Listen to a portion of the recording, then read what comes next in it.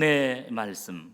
이제 바울이 빌립보 교회 성도들에게 마지막으로 권면한 내용을 소개하고 있는데, 특별히 성도들이 실천해야 할 윤리적인 덕목들에 대해서 한 절 안에 이렇게 엑기스로 모아서 강조하는 내용입니다. 오늘 본문 8절 첫 부분에 보면 정말로라고 표현하고 있는데, 이 정말로는 끝으로, 마지막으로라는 뜻을 가지고 있습니다. 그동안 빌립보서 1장에서부터 4장에 이르기까지 여러 가지 중요한 믿음의 권면, 윤리적인 권면을 했습니다. 그리고 마지막에 이르러서 정말로 끝으로 바울은 이제 우리 성도들이 최선을 다해서 행해야 할 그 윤리적 덕목들에 대해서 이렇게 강조하고 있는 것입니다. 여러분, 이제 빌립보서의 전체적인 믿음의 권면과 교훈에 있어서 처음도 중요하지요. 또한 중간도 중요하지만 그 마지막의 중요성은 두말할 필요가 없을 것입니다. 당시 사도 바울은 우리가 잘 아는 것처럼 로마의 감옥에 감금된 힘든 상태에서 특별히 사랑했던 빌립보 교회의 성도들에게 주옥 같은 영적인 위로와 권면을 서신으로, 편지로 보냈다는 점을 생각할 때에 이제는 빌립보서를 정리하고 갈무리하는 시점에서 얼마나 더 애타고 얼마나 더 아쉬운 마음으로, 사랑하는 마음으로 마지막 사랑의 권면, 믿음의 권면을 했겠습니까? 그동안 살펴본 빌립보서의 핵심적인 단어와 주제는 기쁨, 즉 카라였습니다. 카라, 기쁨입니다.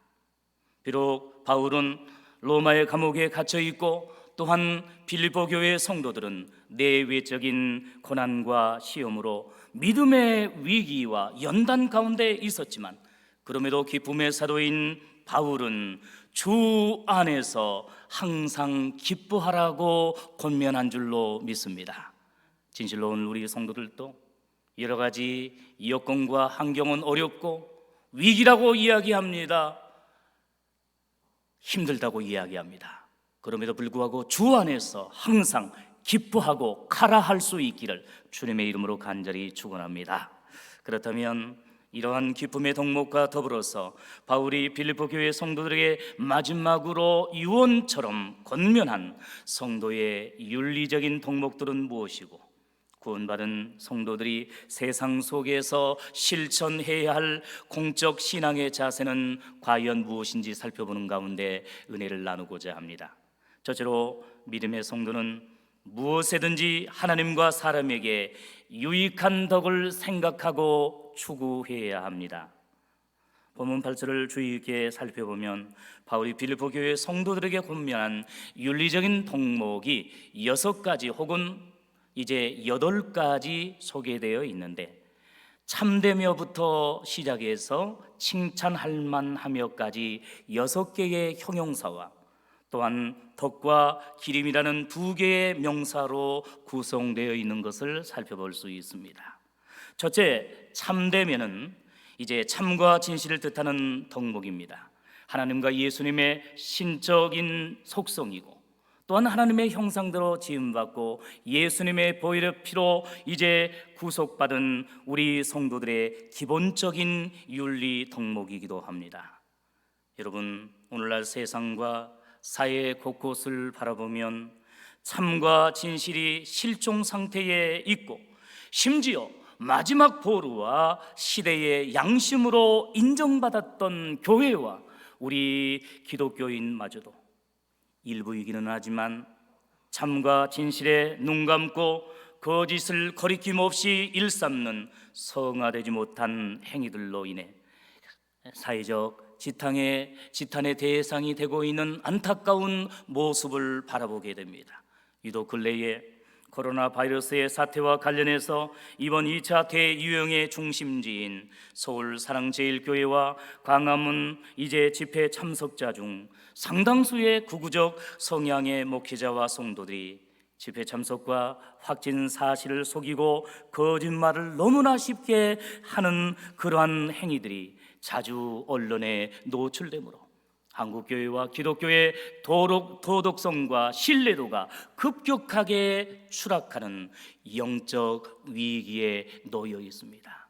당신들과 우리가 뭐가 다르냐라고 이야기하면서 혹시라도 외식하고 있지는 않느냐라고 하면서 세상 사람들이 비판하는 안타까운 모습을 보게 됩니다. 성도 여러분, 세상과 불신자들은 눈에 보이는 교회와 성도들의 말과 행동과 생활이 거짓되고 혹은 비도덕적이 되면 복음의 진리와 교리를 거부하며 비난과 공격을 일삼을 수밖에 없습니다. 왜냐하면 그들의 배후에는 누가 있기 때문입니까? 사탄 마귀가 때는 이때다라고 하면서 우리의 약점을 이제 교묘하게 공격하며 교회를 파괴시키려고 호시탐탐 노리고 있기 때문입니다. 우리가 그러한 빌미를 결코 제공해서는 안 됩니다. 이러한 참되고 진실한 생활은 단순히 세상 사람들의 이목이 두려워서가 아니라 무서워서가 아니라 근본적으로 내 이웃에 대하여 거짓 증거하지 말지니라고 말씀하신 십계명, 구계명을 통한 하나님의 명령과 뜻이기 때문에 우리는 이제 참되며 진실하게 살아야 할 줄로 믿습니다.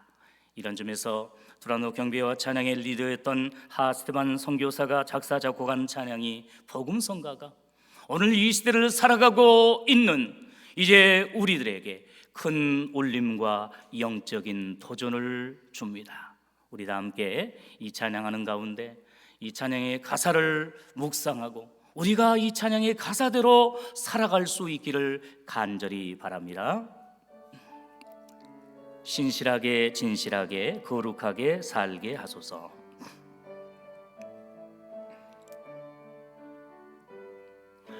신실하게 진실하게 거룩하게 살게 하소서.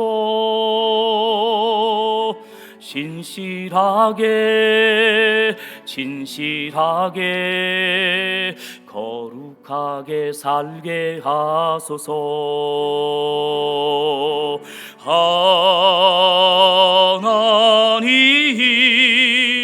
나의 마음 만져주소서. 하나님 나의 영혼 새롭게 하소서. 우리 한 번 더 찬양합니다. 신실하게 진실하게 거룩하게 살게 하소서. 신실하게 진실하게 거룩하게 살게 하소서. 하나님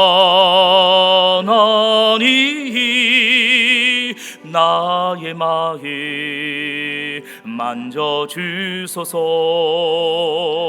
하나님 나의 영혼 새롭게 하소서. 할렐루야. 여러분, 이 은혜스러운 찬양의 가사와 또 오늘 본문의 첫째 덕목처럼 죄악과 거짓이 난무하는 이 세상 속에서 신실하게 살아갈 수 있기를 바랍니다. 진실하게 살아갈 수 있기를 바랍니다. 거룩하고 구별되게 살아갈 수 있기를 원합니다.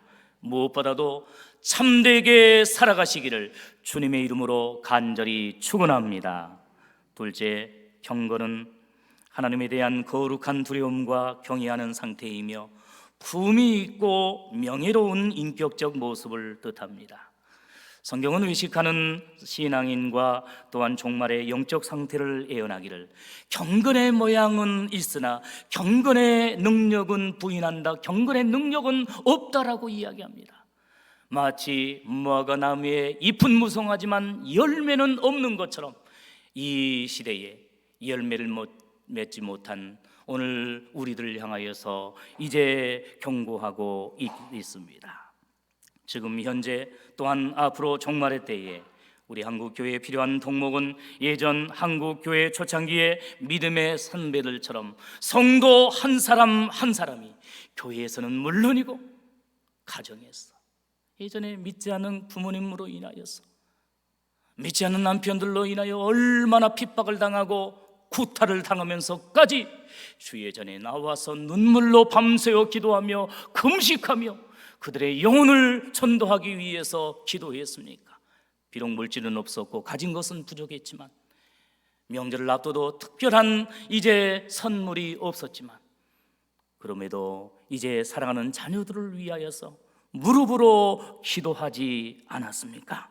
진실로 한 사람 한 성도가 가정과 지역과 세상에서 경건하고 구별되게 생활하므로 감히 세상이 감당하지 못할 선한 영향력을 끼쳤던 경건한 능력과 영성 있는 생활을 했던 것처럼, 오늘 이 시대에도 우리가 외적인 그런 것들만 풍부함과 화려함만을 자랑한 것이 아니라 우리 성도 개개인이 우리가 가는 곳마다 만나는 사람마다 어떤 일을 통해서든지 이러한 경건의 능력을 나타낼 수 있기를 간절히 바랍니다. 성도 여러분, 경건은 교회에 다닌 지 오래되었다고 자동적으로 되는 것이 아닙니다. 중직자가 되었다고 건지군을 받았다고 자동적으로 되는 것도 아닙니다. 오직 경건은 거룩하신 하나님께 애비하며 또한 기도하기를 힘쓰고 은혜로운 예수님을 인격적으로 본받고 닮아갈 때에 성령님의 역사로 말미암아 자연스럽게 경건한 생활을 하게 됩니다. 진실로 우리 성도들이 주일날 교회 안에서만 예배 드릴 때만 경건하게 은혜스럽게 생활하는 것이 아니라 평일과 그리고 세상 어디에서나 무슨 일을 하든지 코람데오의 신앙을 가지고 하나님 앞에서 이제 경건하고 은혜스럽게 생활할 수 있기를 간절히 축원합니다. 셋째, 오름은 하나님께 의롭다 인정받고 사람에게 올바르고 정의롭게 행동하는 것을 의미합니다. 여러분, 이 세상은 죄로 인하여 불의와 불법이 난무하고 있습니다. 하지만 감사하게도 오늘 우리 성도들은 예수님의 구속 사역으로 의롭다 칭함을 받았고 은혜로 구원을 받게 되었는데, 이제 이런 놀라운 은혜와 사랑을 받은 우리 성도들이 죄악이 관영한 이 시대, 마치 노아의 시대와 같고 소돔과 고모라의 시대와 같이 윤리와 도덕과 진리가 이렇게 사라져버리는 안타까운 시대 속에서 공법이 물같이, 정의가 하수같이 흐르도록 항상 옳게 의롭게 생활할 수 있기를 간절히 바랍니다. 우리도 연약하지요. 때로는 넘어지죠. 화를 내기도 합니다. 죄악을 범하기도 합니다. 그러나 그때마다 십자가에서 빌려 죽으신 그 예수님의 보혈의 피를 의지하고 회개하고 하나님의 말씀으로 성화하는 가운데, 겸손이 더 낮아지는 가운데 이제 오늘 우리들이 의롭게 믿음으로 살아갈 수 있기를 바랍니다. 네 번째, 정결함은 도덕적으로 깨끗하여 흠이 없는 상태를 이야기합니다. 성도는 선행과 행위가 아니라 오직 믿음으로 구원을 얻게 된 줄로 믿습니다. 그러나 구원받은 성도는 이제 도덕적으로나 윤리적으로 정결하게 생활해야 합니다. 하나님의 율법과 계명, 하나님의 말씀을 우리의 생활 가운데서 이제 더욱 지키며 실천해야 합니다.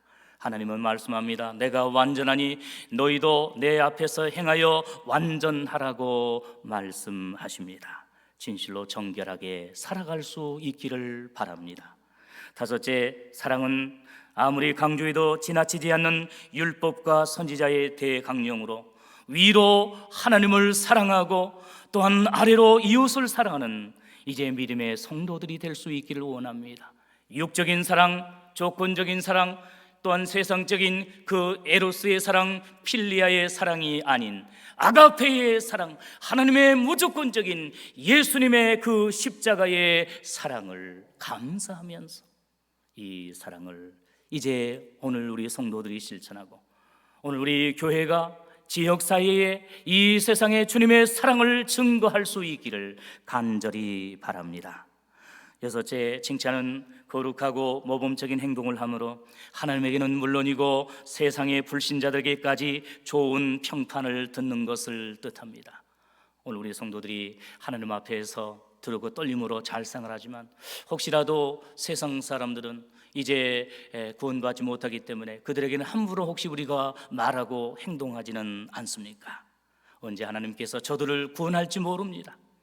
그러므로 오늘 우리들이 먼저 하나님 앞에서 신실되게 바르게 생활할 뿐만 아니라 세상 사람들에게조차도, 불신자들에게조차도 칭찬을 받는 성숙한 믿음의 성도들이 될 수 있기를 원합니다. 사도 베드로도 베드로전서 2장 12절에서 너희가 이방인 중에서 행실을 선하게 가져 너희를 악행한다고 비방하는 자들로 하여금 너희 선한 일을 보고 권고하시는 날에 하나님께 영광을 돌리게 하려 함이라고 권면했습니다. 우리 한국교회와 그리스도인들이 진실로 교회 안에서만이 아니라 가정과 직장과 지역사회와 세상 속에서 진실로 세상의 빛과 소금이 되고 그리스도의 향기를 바라며 하늘의 미랄로 희생함으로 선한 영향력을 발휘할 수 있기를 원합니다. 어두운 곳에 한 줄기의 빛을 증거하고 썩어져가고 있는 사회 각 분야에서 썩어짐을 방지할 수 있는 생명을 증거하는 우리 믿음의 성도들이 다 될 수 있기를 간절히 바랍니다. 일곱 번째, 덕은 도덕적으로 인정받고 성숙한 경지에 오른 모습과 인격을 뜻하고, 마지막 여덟 번째, 기림은 박수를 받을 만한 칭찬받을 일을 뜻합니다. 특별히 여기 기림과 관련해서 존 칼빈은 빌립보서 주석에서 기림은 어떤 칭찬할 만한 것을 말하는데, 바울은 빌립보 교인들에게 스스로 칭찬을 받을 만한 아름다운 생활을 하여 악한 자들과 복음을 대적하는 자들이 그리스도인들을 조롱하고 비난하고 있다 할지라도 오히려 성도들의 아름다운 생활을 칭찬하도록 하라고 말하고 있다고 해석하고 적용하고 있습니다. 이러한 칼빈의 해안과 영적 통찰력은 이제 500년이라는 시간과 공간의 차이를 넘어서 오늘날 코로나 방역 수칙의 부정과 구구적인 정치 성향을 통해서 대다수의 한국교회 성도들은 물론이고 일반 사회와 국민들로부터 분노에 가까운 비판과 공격을 당해 한국교회에 대한 부정적인 인식과 전도와 선교의 걸림돌이 되고 있는 이 안타까운 현실에 시사하고 교훈하는 바가 매우 크고 중요한 것을 보게 됩니다. 진실로 오늘 세상 사람들이 교회를 향하여서, 우리 기독교인들을 향하여서 비방하고 비난하는 이 상황 속에서 진실로 우리가 기림을 나타내 보이는 삶, 칭찬받는 삶, 복음에 합당한 그 삶을 보임으로 말미암아, 증거함으로 말미암아 하나님의 영광을 나타낼 수 있기를 간절히 바랍니다. 여러분, 이러한 8가지 윤리적 덕목 앞에 공통적으로 앞에 나오는 단어가 무엇입니까? 무엇이든지입니다. 무슨 그 단어가 다 공통적으로 나오고 있습니다. 신앙과 관련된 일들에만 이렇게 좋은 윤리적이고 도덕적인 믿음의 행위를 할 것이 아니라 무엇이든지, 무슨 일을 하든지, 어떤 일을 하든지 우리가 이러한 믿음의 성숙한 모습, 윤리적인 모습들을 실천하라고 강조하고 있는 것입니다. 즉 본문에서 강조한 믿음과 윤리적인 덕목들은 언제나 어디에서나 누구에게나 또한 어떤 상황에서나 실천해야 할 구원받은 우리 성도들의 행동 양식과 덕목이 되어야 합니다. 그래서 바울은 고린도전서 10장 31절에서도 그런즉 너희가 먹든지 마시든지 무엇을 하든지 다 누구의 영광을 위해서 하라고요? 하나님의 영광을 위해서 하라고 말씀하고 있는 것입니다. 여러분, 오늘 우리들이 예배하는 일뿐만 아니라, 기도하는 일뿐만 아니라, 전도하는 일뿐만 아니라, 섬기고 봉사하고 구제하는 그 일을 통해서 하나님의 영광을 나타낼 뿐만 아니라, 가정에서의 그 일을 통해서라도, 직장의 일을 통해서라도, 또 자녀 손들을 양육하는 그 일들을 통해서라도, 어떤 일들을 통해서든지 하나님 앞에 영광을 돌리고 많은 사람들에게 도움을 주고 사랑을 베풀 수 있는 성숙한 믿음의 성도들이 다 될 수 있기를 바랍니다. 한편 바울은 8절 그 부분에서 이것들을 생각하라고 강조합니다. 여러분, 생각하라는 말은 헬라어 로기제스테인데 단순히 머리로 생각하고 사고하는 것이 아니라 깊게 묵상하라는 뜻입니다. 어떤 행동을 할 때에 정말로 예수님이라면 어떻게 하실까? 하나님께서 이 일에 대해서 어떻게 권면하셨고 강조하셨는가? 그 말씀을 묵상하는 가운데 그 일을 통해서, 그 행동을 통하여서, 우리의 삶과 우리의 생활을 통하여서 이제 도덕적이고 윤리적인 믿음의 삶을 이제 살아야 한다는 말씀입니다. 또한 좀 더 넓게는 추구하고 목적하라는 의미도 담겨져 있습니다. 우리가 성경에서 고민한 이 8가지의 귀한 믿음의 행위들과 윤리적인 그러한 덕목들을 추구하고 그것을 목적하며 생활할 때에 하나님께서 영광을 받으시고, 이러한 삶을 실천할 때에 믿지 않는 세상 사람들이 다시금 교회를, 또한 우리 성도들을 진실로 존경하며 칭찬함으로 말미암아 전도가 회복되어지고 또한 선교가 회복되어지고 다시금 교회가 부흥하는 놀라운 역사가 일어나게 될 줄로 믿습니다. 여기에 대해 영국의 로이드 존스 목사는 빌립보서 강해에서 복음이 너희의 생각과 행동을 통제하게 하라라고 강조합니다. 그리고 복음에 합당한 것을 생각하고 추구하라고 말씀합니다. 진실로 예배하는 일과 하나님 앞에 영광 돌리는 이러한 교회와 또한 믿음의 직분과 사명과 관련된 그 일뿐만 아니라 무슨 일을 하든지 어떤 일을 하든지 그 모든 일들을 통하여서 이제 하나님께 영광을 돌리고 하나님의 말씀의 통제와 또한 지도를 받는 가운데 그 복음에 합당한 생각과 또한 행동을 하는 우리 믿음의 성도들이 될 수 있기를 바랍니다. 성도 여러분, 본문 8절에서 제시한 이 8가지 성도의 윤리적 덕목들은 하나같이 다 중요하고 또한 의미가 있습니다. 그런데 오늘 우리들이 이 믿음의 덕목들 가운데 나름대로 최선을 다해서 기도하고 노력함에도 불구하고 이제 부족하고 연약한 덕목은 과연 무엇입니까? 내가 부족하고 자주 넘어지는 그 덕목은 과연 무엇입니까? 또한 지금 현재 여러분에게 가장 요구되고 필요한 덕목, 우리 교회가 실천해야 할 그 덕목은 과연 무엇입니까? 바라기는 우리 성도들이 이러한 믿음의 덕목들을 생각하고 추구하고 이 일들을 위해서 깨어 기도함으로 말미암아 성령님의 도우심 가운데 풍성한 믿음과 성화의 열매를 맺을 수 있기를 주님의 이름으로 간절히 축원합니다. 두 번째로, 믿음의 성도는 주의 사자를 통해 양육받은 복음의 진리를 실천해야 합니다. 본문 9절에 너희는 내게 배우고 받고 듣고 본 바를 행하라라고 강조합니다. 여러분, 여기에서 바울이 배우고 받고 듣고 본 바라고 강조한 것이 무엇이겠습니까? 바울의 인간적인 지식과 육체의 자랑과 율법의 열심이 결코 아닙니다. 그것은 바울이 현재 로마의 감옥에 갇힐 정도로 생명의 위협을 받으면서까지 간절히 증거하고 또한 설교하며 전도했던 예수님의 복음과 구원의 진리인 줄로 믿습니다.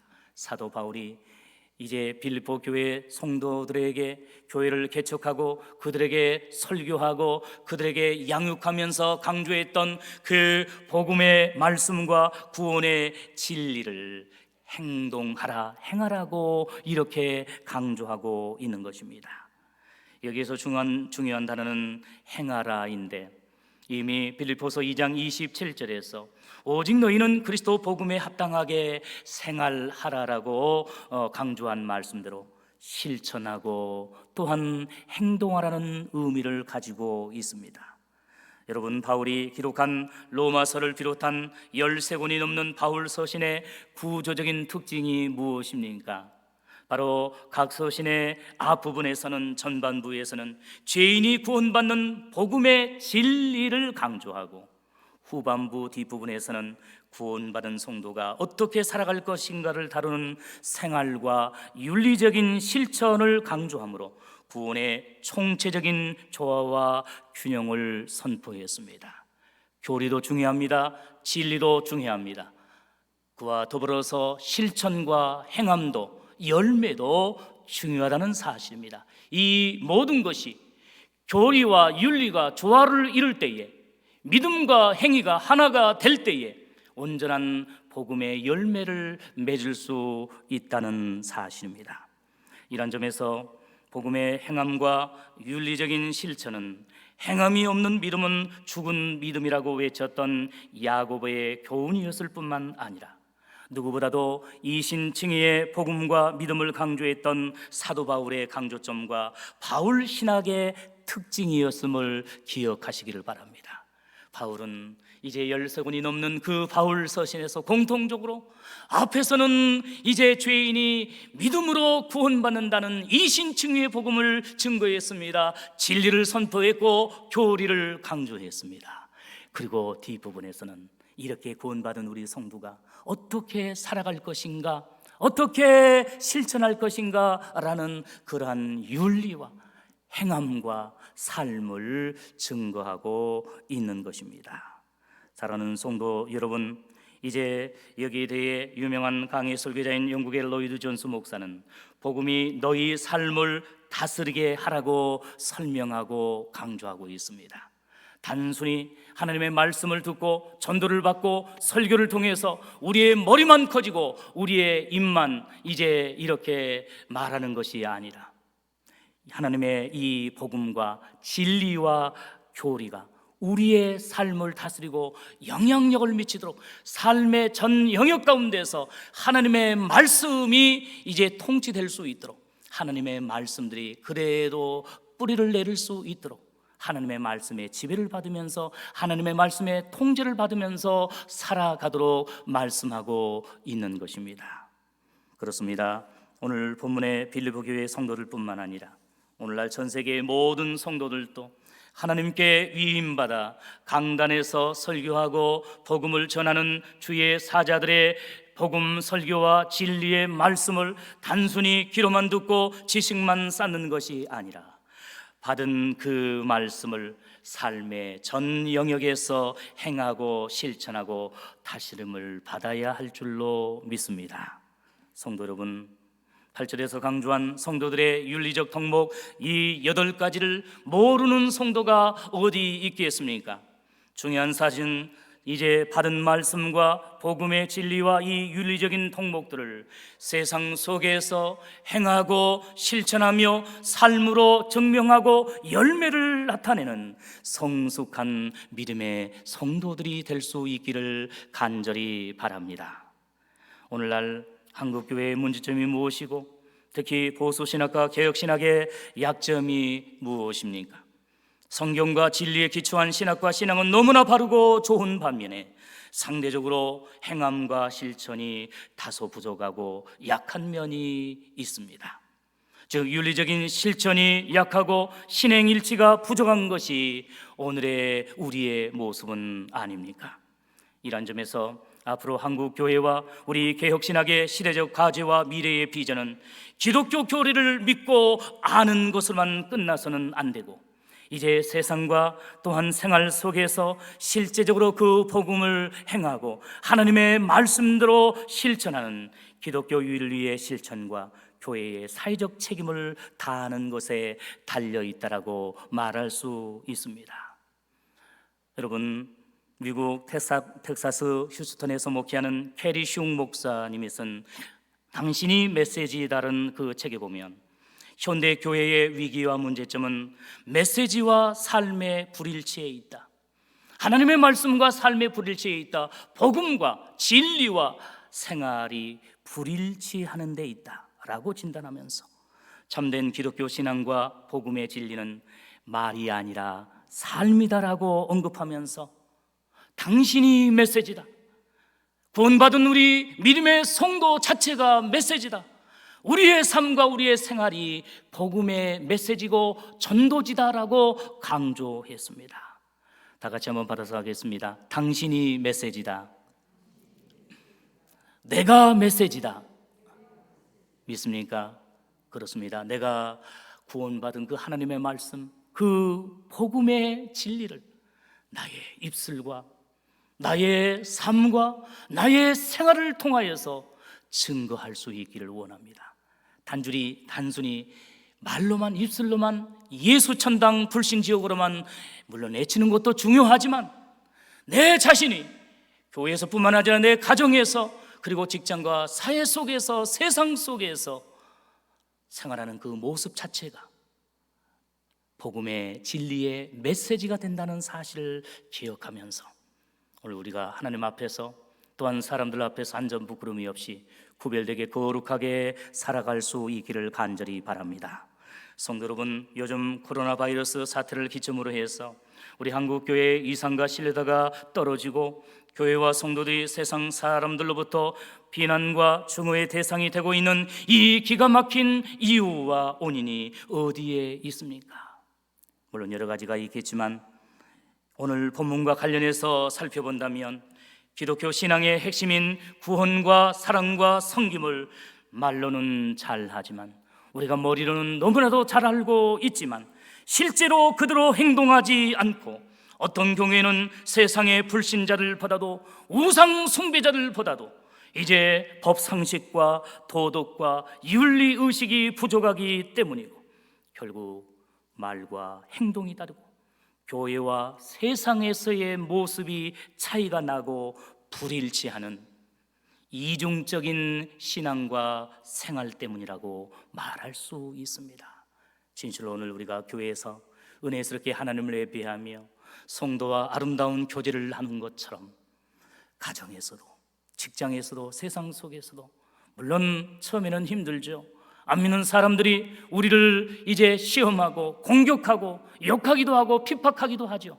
그러나 겸손히 주님의 그 십자가의 고난을 묵상하면서 우리가 참고 인내하며 묵묵히 이러한 복음과 하나님의 말씀을 실천할 때에 이제 진실은 반드시 승리하기에, 하나님의 말씀은 반드시 열매가 나타나기에, 나중에 우리를 이제 공격하고 비난했던 그 세상의 사람들이 우리의 진실한 모습을 보고 우리의 생활을 통해서, 우리의 삶을 통하여서 예수님의 그 모습을 보고 복음의 또한 진리의 놀라운 능력을 체험하고 회개하고 돌아오고 구원받는 놀라운 역사가 일어나게 될 줄로 믿습니다. 이러한 점에서 코로나 바이러스와 관련해서 오늘 이제 우리 성도들이 이제 공동체 예배와 대면 예배에 많은 이제 어려움이 있는 것도 사실이지만, 신앙생활에 많은 피해와 손해가 있는 것도 사실이지만, 단순히 이것을 불평불만하며 세상 사람들처럼 원망만 하고 끝나버린다면 우리의 신앙에 마이너스가 되지만, 이러한 위기를 우리가 더 이제 신앙적으로 잘 적용하고 이때에 우리가 더 하나님 앞에 가까이 나가며 예배하기를 힘쓰며 새벽을 깨어 기도하며 주의 말씀을 우리의 생활 속에서 조금은 불편하지만 하나하나 실천하고 선한 영향력을 끼칠 때에 복음 안에서, 진리 안에서 이러한 위기가 기회로 바꾸어지는 놀라운 기적이, 역설의 기적이 나타나게 될 줄로 믿습니다. 사랑하는 성도 여러분, 바라기는 그동안의 우리 성도들과 또 우리 교회의 모습과 열매들을 오늘 말씀에 비추어 진단하고 평가하는 가운데 우리의 실수와 죄악은 겸손히 회개하고 예수님의 놀라운 사죄의 은총을 받을 수 있기를 바라고, 더 나아가 오늘 바울의 마지막 권면의 말씀처럼 복음의 진리와 윤리적인 통목들을 세상 속에서 실천하고 또 행동함으로 하나님 앞에 영광 돌리고 세상 사람들에게 선한 영향력과 진한 감동을 주는 복음의 증인들과 진리의 통로들이 될 수 있기를 간절히 축원합니다. 마지막 세 번째로, 믿음의 성도는 결과적으로 평강의 하나님이 함께 하시는 임마누엘의 복을 받습니다. 오늘 본문 9절 뒷부분에 그리하면 평강의 하나님이 너희와 함께 계시리라고 약속해 주셨습니다. 할렐루야. 이 말씀 그대로 오늘 이 시간 예배하며 하나님의 말씀으로 결단하는 우리 모든 성도들 위해 우리 교회에 평강의 하나님이 함께 하시는 놀라운 복을 허락해 주시기를 간절히 원합니다.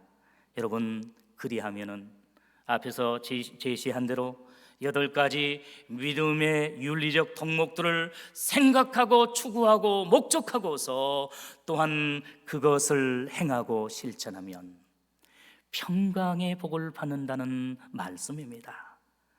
특히 평강의 하나님은 이 세상의 육체적이고 일시적인 평강이 아니라 예수님을 믿음으로 구원받아 성령님께서 주시는 마음과 영혼의 평안, 천국의 평안을 가리킵니다. 그러므로 오늘 어렵고 힘든 가운데서라도 하나님의 말씀을 쫓아 행하고 실천하는 우리 모든 성도들 가운데 주님께서 우리에게 맡겨주신 귀한 직분과 사명을 충성스럽게 감당하며 생활하는 우리 모든 성도들 위해 세상이 주지 못하는 이제 하나님께서 주시는 참된 영적인 평강과 평화와 기쁨이 넘칠 수 있기를 간절히 바랍니다. 한편 하나님이 너희와 함께 계신다는 말씀은 임마누엘의 복을 의미합니다. 마태복음 1장 23절에 보라 처녀가 잉태하여 아들을 낳을 것이요 그 이름은 임마누엘이라 하리라 하셨으니 이를 번역한즉 하나님이 우리와 함께 계시다라고 말씀해 주셨습니다. 구약 시대에는 성막과 성전에 하나님이 함께 하시고 임재하셨고 신약 시대에는 예수님께서 성육신하시고 구속 사역을 완성하심으로 임마누엘과 구원의 복을 우리 모든 성도들과 교회에 허락해 주셨거니와 종말 시대에 보혜사 성령님의 내주하심과 공적인 설교와 복음의 선포를 아멘으로 순종하고 열매 맺는 성도들에게 어떠한 고난과 시험과 핍박과 박해 가운데서라도 하나님께서 기필코 함께 하시고 이제 임마누엘의 복을 허락해 주실 줄로 믿습니다. 아무리 코로나 바이러스와 같은 질병과 전염병이 창궐하고 또한 많은 기후 변화와 또한 재난으로 인한 어려움이 있다 할지라도 종말의 때에 이제 적 그리스도의 세력과 반기독교의 세력이 교회와 우리 성도들을 핍박하고 박해한다 할지라도 이제 암탉이 그 날개 아래 새끼를 품은 것과 같이 주님께서 눈동자처럼 하나님의 귀한 백성과 우리 성도들을 주의 몸된 교회를 끝까지 지키시고 함께해 주실 줄로 믿습니다. 사랑하는 성도 여러분, 말씀을 맺습니다. 이번 주간에 추석 명절을 맞이하지만 코로나 바이러스로 인한 건강과 경제적 어려움과 더불어서 사회적 거리 유지를 위해 타 지역에서 생활하는 자녀손들과 친척들의 고향 방문이 줄어들고 축소되어서 예전에 비하면 간소하고 또한 조용한 추석 명절을 보낼 것만 같습니다. 어찌 보면 코로나 바이러스로 인한 추석 명절의 특수가 사라져서 우리의 일상이 너무나 우울하고 힘든 것도 사실입니다. 하지만 그럼에도 불구하고 우리 성도들의 가족과 자녀손들과 우리 지역 또 우리나라와 우리 한국 교회 위에 오늘 본문에 이제 사도 바울이 빌립보 교회 성도들에게 약속한 축복의 말씀과 같이 평강의 하나님께서 평안과 기쁨이 넘치는 샬롬의 복을 허락해 주시고 또 어떠한 질병과 전염병과 경제적인 위기와 신앙의 도전과 여러 고난 속에서라도 하나님께서 지금부터 끝까지 아니 영원토록 함께 계시고 승리케 해 주시는 임마누엘의 복이 함께 하시는 복된 추석 명절과 연휴가 될 수 있기를 주님의 이름으로 간절히 축원합니다. 기도하겠습니다. 사랑의 주님, 오늘 바울이 빌립보 교회 성도들에게 권면해 주신 말씀과 같이 진실로 하나님의 백성답게 복음을 생각하고 또 복음에 합당한 삶을 실천하며 행동할 수 있게 하시고 우리에게 주신 믿음과 윤리적인 덕목들을 이제 실천하고 또한 열매를 맺음으로 평강의 하나님께서 함께 하시는 임마누엘의 복을 받아 누릴 수 있는 복된 믿음의 성도들 다 될 수 있도록 역사하여 주시옵소서. 감사하며 예수님의 이름으로 기도하옵나이다. 아멘.